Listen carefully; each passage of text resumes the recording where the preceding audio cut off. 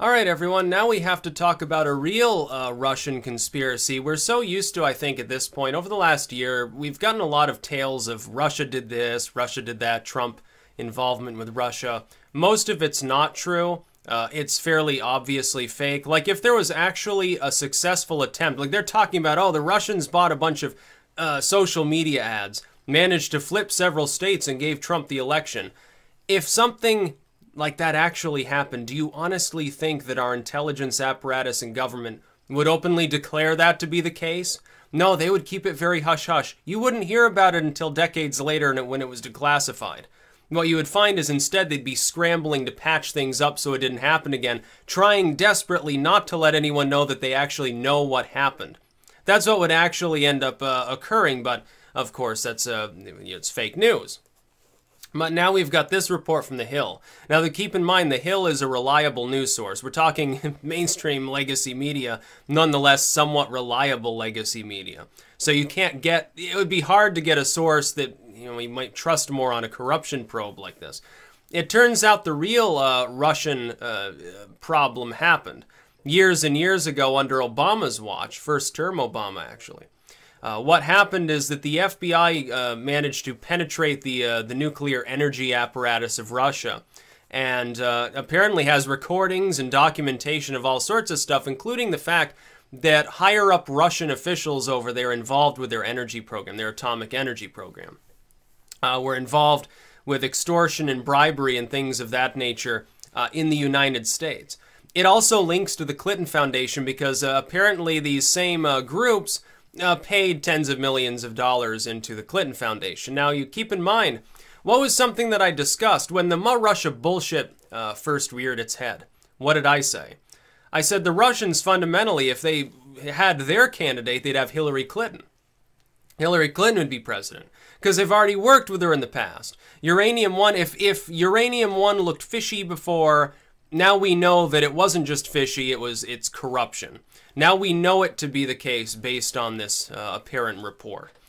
Before it's more speculative, it's like, some releases happened and there was a roundabout, like some Russian groups entangled with some Middle Eastern groups may have funded some money into the Clinton Foundation around the same time that this deal happens, and Clinton's on board the same as Obama, and it was kind of fishy.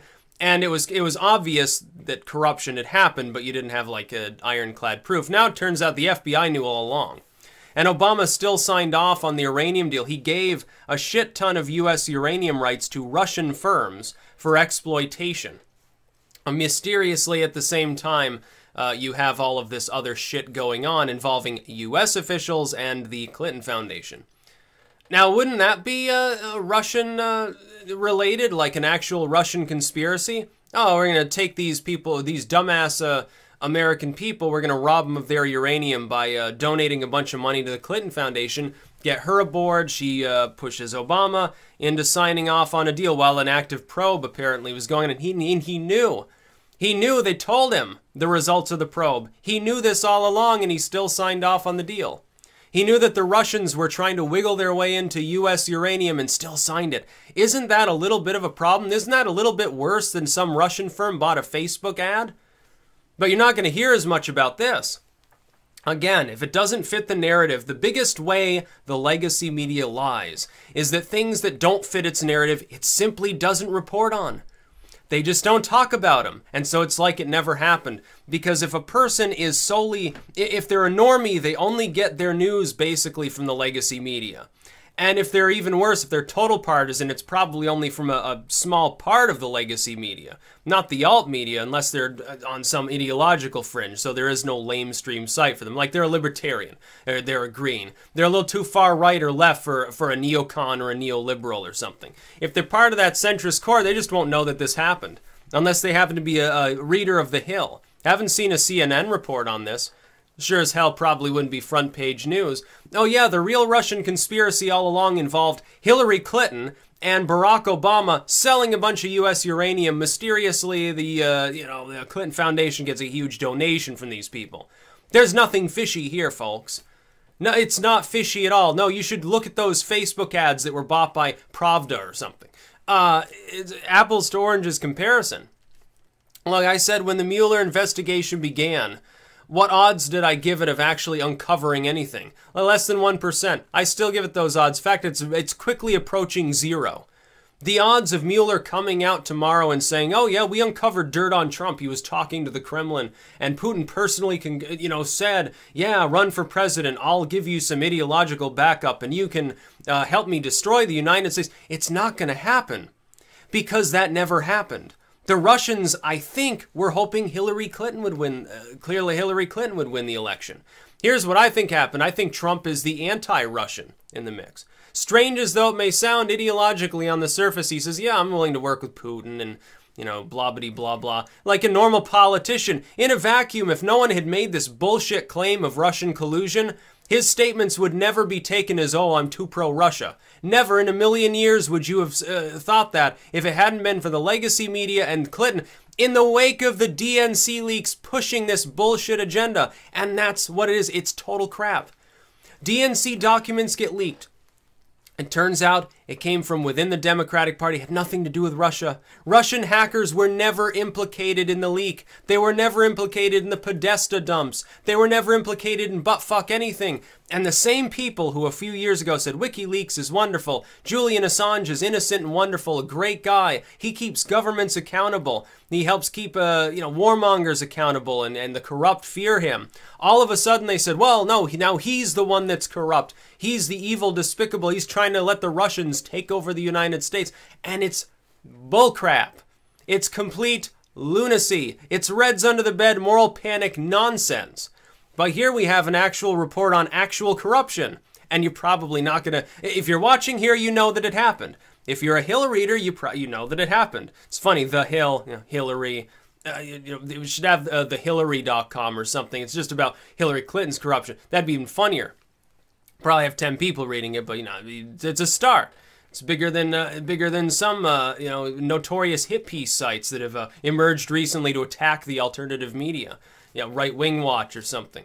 Here's the real corruption. The corruption involves uranium being sold to Russia. At a time when Obama was already acutely aware, the FBI had already told him, hey, the Russians are dicking around on, might want to back off this. They're doing some shifty stuff. There's extortion going on. Oh, that doesn't matter, says Obama. Hillary Clinton already got a payment. It's because he's corrupt. They're the ones in bed with the Russians. They're in bed with a lot of others, too. Now, don't let them fool you. That's not a partisan issue. It's not just like, oh, a group of Democrats got together, was controlled by the Russians. No.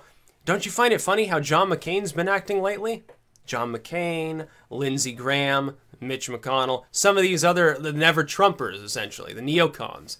They don't hate the Russians. They don't have a problem with the Russian state. They're more than willing to partner with them to graft and extort and things like that. That's why they're so fixated on projecting the Russia bullshit off on Trump, because he's the odd man out for being the one near the top that's not controlled by Russia, probably. He's probably the only one there that's not on Putin's payroll. Probably they're all projecting. Mueller and all these others are probably involved in the same shit. Now, some of the people, like wasn't it through the Virginia governor there, like McAuliffe, I think his name was. Wasn't he a donor to a group directly associated with one of the people investigating Trump on this token? And isn't he also tied in with the Clinton Foundation? The ones that the Russians were funding? Did you find that a little odd? I do. I know we're playing like 5 degrees of Hillary Clinton here, but it is a little interesting. There are some political connections there. Clinton Foundation is also connected to religious groups. Why do you think, by the way, in closing here, can I just tell you something? Do you find it slightly odd that the Pope never calls out Wahhabism? It's because the House of Saud's variant of militant Islam and the Vatican's policies are basically the same. It's just a money laundering scheme. It's just a way to get rich, power, and wealth, and all the things that come along with it. They're intricately associated. And then people say, oh, the Catholic Church is the whore of Babylon. No, because the religion's false. So no, they're not that. But they are a corrupt organization. Yeah, absolutely. Totally corrupt. They always have been. They always will be, too. Anytime you get a power structure, it has corruption in it. That's why you want to limit it. The Moscow has very little limitation on its power. The never-Trumpers for decades have been the ones lodged into power, so much that they became a semi-permanent fixture of our government. Trump's the oddball there. He's the odd man out. He's the one who's not a fixture of that sort of situation. He has been a donor quite frequently. I think he got tired of it. I think he got tired of watching his U.S. policy never changed. And I think he got wind of these plots. I think he honestly cared. I think he was the one in the unique position where he could uncover them, and they would just assume he wouldn't tell anybody because he liked political intrigue because he was from the donor class. So he just wants to be sort of in on some of the secrets. He doesn't want to actually participate in the political structure. Then he threw him for a loop. He said, "Don't worry, I'm gonna run as a joke, and then I'll never like sign off on it." And he did that once to prime them, so that when he did it a second time, they just assumed it was another fake run. And when he actually signed the papers and stuff, they're like, he probably told them straight up, "Oh yeah, I'll be in for the first 3 states, you know, and you know, who cares?" And then he ended up winning Nevada, and the rest was lost for the establishment there. Like, oh shit. He's won 3 of the first 4 states. He came in a close second in Iowa.